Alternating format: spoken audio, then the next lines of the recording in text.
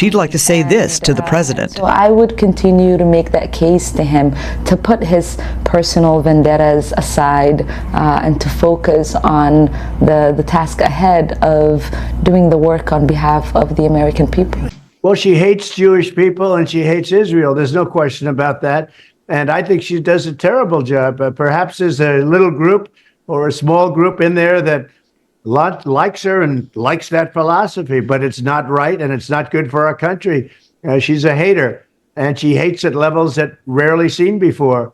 And, you know, she may be popular in a certain district or a certain area, but I will tell you nationwide, they're looking at what's happening in her area and frankly in your state. It's so unfortunate what's happening. And as much as he's spewing his fascist ideology on stage, telling you as citizens to go back because they don't agree with his detrimental policies for our country, we tell people that here in the United States, dissent is patriotic. Here in the United States, disagreement is welcome, debate is welcome, and this this president does not speak for them. In my home state of Minnesota, dozens of hunger relief organizations are warning of the hungriest summer on record if the state doesn't convene a special session to combat hunger. So Congresswoman Ilhan Omar and Minneapolis Mayor Jacob Frey, both progressive Democrats, reportedly received hefty campaign donations from players in a massive scheme to defraud the federal government. A Minneapolis-based nonprofit called Feeding Our Future received about $197.9 million to provide meals to hungry children adversely affected by the COVID-19 pandemic. But now an FBI investigation, which included a raid of the nonprofit's headquarters, revealed that essentially none of the money went to feeding kids. Instead, the FBI alleges Feeding Our Future conspired with local businesses within Minneapolis's East African immigrant community to falsify records and to move the money to private accounts. One of the key players in the scheme is Safari Restaurant, a popular Somali eatery in South Minneapolis, which claims on its website to be the only African cuisine in Minnesota. The restaurant was reimbursed $15 million. It says it spent serving 5,000 meals a day to children between May and November of the year 2020. But in reality, Safari Restaurant's owners were taking a page out of BLM's book and purchasing expensive homes, including a $2.8 million Minneapolis mansion and a $1 million home in suburban Plymouth, Minnesota. Now, Safari Restaurant is a significant donor to Ilhan Omar's campaign, and the restaurant has hosted Omar events such as this election night bash back in 2018 for midterms. Well, the Congresswoman has not responded specifically as regards the Safari Restaurant. However, her team did put out a very generic statement, painting in broad strokes, saying that they're aware that there's some corruption going on, referencing Feeding Our Future, and saying that they're concerned to see how this will develop, but no specifics. So not even any kind of, hint that maybe they might be giving the money back at all? No, there's been no indication that the Omar campaign will return the thousands of dollars it's received from Safari Restaurant this election cycle. Of course, these are all just allegations. The FBI has accused Safari Restaurant of stealing $15 million. Supposedly, Safari is a cash-flowing business, so maybe the money Ilhan got from them was clean, but $15 million is a lot to be accused of stealing by the FBI, and Omar has not addressed her ties to that restaurant specifically. And also in the article, it talks about some of the shell companies, it appears, that I should say is alleged Safari Restaurant to have been creating to kind of hide some of the money, buying mansions and even some expensive vehicles as well, correct? Absolutely. So the owners of Safari Restaurant, there are multiple, have purchased very expensive homes. As you mentioned, a $3 million house in Minneapolis, so basically $1 million house in Plymouth. They also purchased a pickup truck worth in excess of $70,000. They've been living large. I mean, this was a huge infusion of cash into the pockets of multiple scammers in the Minneapolis area. And Safari is just the tip of the iceberg. As you mentioned, there was over $190 million that was diffused, according to the FBI, mostly into the hands of scammers here in Minneapolis. So there's a lot of people who are eating really good, but unfortunately, those are not the hungry children. I know, and just thinking about Minneapolis in general, I know a lot of money in Ilhan Omar's district, a lot of activists in the area. They've been sending a lot of money to other campaigns and races in the Seattle area as well, in Washington, including to a woman who back in, I think it was around 2010 or so, she actually boarded a school bus full of middle school children and threatened to blow up and to bomb the bus. And when the kids started to run away, she made fun of them and mocked them for being afraid of her. And she was, talking about her Islamic faith and saying, "Oh, do you think I'm a terrorist just because I'm It was crazy, and yet now she's running for a local county position in the Seattle area, and some of the money her campaign's been getting is from the Minneapolis area. So we see this corruption and basically its tentacles all over this nation. So also in this article, it mentions the mayor of Minneapolis and some of his involvement. Talk to us about some of those ties as well.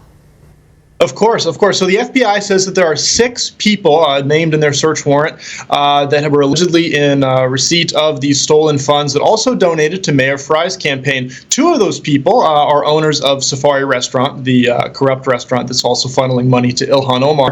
A third person, not at Safari Restaurant, but still in the Minneapolis nonprofit space, is named Abdiakar Mohammed. He runs an organization called Stigma Free. So Stigma Free is running, basically, according to the FBI, the same scam that Safari is running, where they're colluding with Feed Our Future to receive millions and millions of dollars and then funnel it for their own personal gain and some of the money apparently back into the pockets of the mayor in the form of campaign donations. What's interesting, though, is that Stigma Free was originally incorporated by a Minneapolis city councilman, Jamal Osman. There are no ties between Jamal Osman and the corruption, but it's very interesting that this organization was founded by somebody in city government, passed off to somebody else who is involved with city government, and then they stole funds and funneled it right back into city government. So it seems like over the last week or so since this story has broken, everywhere you look in Minneapolis, there are allegedly stolen funds, and it looks like the depth of this corruption is going to take months to fully uncover.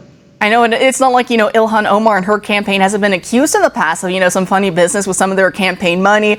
For example, with some of her relationships in the past with her, with some of the people she was giving money to and getting donations from. So, this is perhaps old hat at this point. But when it comes to the FBI, do we know perhaps what comes next in their case? Interestingly, no charges have been filed, but the home of the woman who controls Feeding Our Future, the organization at the center of this $190 million scam, her home was raided by, according to some reports, up to 200 law enforcement officers. The headquarters of her business were also raided by a sizable team of law enforcement officers. So while we haven't seen any charges, and the FBI has been relatively silent since the initial search warrant was disclosed to the public, it's very likely that we're going to see more movement in the future, and we'll keep reporting on that at Alpha News. And if you could distill down perhaps some of the most surprising aspects or some of your biggest takeaways from the story, what would it be? Well, the biggest takeaway for me, Alpha News is based here in Minneapolis, and the Minneapolis political life orbits around these nonprofits. I mean, Feeding Our Future is huge here in the state of Minnesota, in Minneapolis specifically. Everyone knows what Safari Restaurant is in local politics. Everybody knows about Stigma Free. I mean, these are the organizations that make local news every week for the supposedly good things they're doing. And to hear that they have stolen almost $200 million, according to the FBI, it's shocking. It's incredibly disruptive, and we're feeling the ripples, from these allegations in every corner of Minneapolis political life. The second takeaway is this is what happens when you rush these COVID aid programs. In Minnesota and the nation more broadly, we saw this huge push to, shut down schools, have masks, have all sorts of COVID measures. One of those measures was this spending program that wasn't oversought at all. And now the federal government's having to come back in and pick up the pieces after this rushed COVID program failed, to nobody's surprise. And this isn't the only COVID program that's failed in the Twin Cities area. St. Paul, the sister city to Minneapolis, recently had a man plead guilty to basically $900,000 of Paycheck Protection Program fraud. So it seems like every day we're uncovering more and more millions of dollars of COVID-related fraud here in Minneapolis, and it's reaching basically every progressive politician in the region. Well, here in California, we're pretty much in the same boat. You're a blue city, we're a blue state.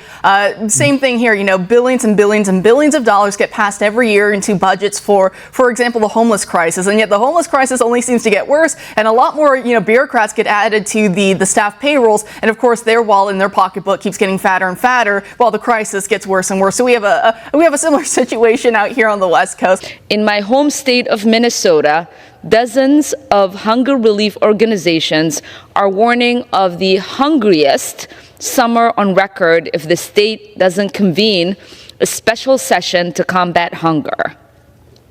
At the beginning of the pandemic, I passed the Meals Act to let districts provide universal meals in the hope of preventing a massive hunger crisis. It worked. Over 30 million kids are now estimated to receive school meals. In August 2020, when the waivers were on the verge of expiring, Representative Bingley and I joined 119 of our colleagues in sending a letter to the Secretary of Agriculture urging him to extend the school meal waivers. Throughout the pandemic, I sent 3 letters and worked tirelessly to ensure every child can eat. Though we were able to secure these critical waiver extensions, the uncertainty caused millions of families and school administrators to panic and stress.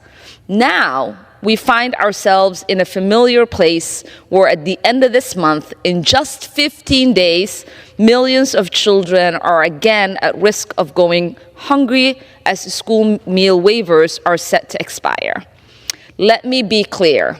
We cannot let these life-saving waivers lapse as the pandemic rages on. I'm working with the Education Committee and leadership to ensure that our children are continuing to be fed. But we can't stop there. We need permanent solutions. As a former community nutrition educator, childhood hunger is an issue I know way too well. That's why one of the first bills I introduced after I was sworn in was the Universal School Meals Program Act with Senator Sanders and Gillibrand. My bill would provide free breakfast, lunch, and dinner to every student and eliminate school meal debt. No child in the wealthiest country in the world should experience food insecurity. We here in the United States must lead to end child hunger here at home and must continue to lead to stop this global hunger crisis. In Somalia, 29% of children are experiencing acute malnutrition. About 7 million livestock in Ethiopia, Kenya, and Somalia have died since last fall due to widespread drought. This food crisis in the Horn of Africa and all parts of the globe will only get worse unless we take steps to stop this catastrophe from taking hold. That's all for today. Thank you. If you want global news to keep you up to date on any new developments, please subscribe our channel and forward our content with your friends on social media and email. Thank you very much for keep supporting me. Stay safe, be blessed. Namaste. Thank you, God bless you, and God bless America.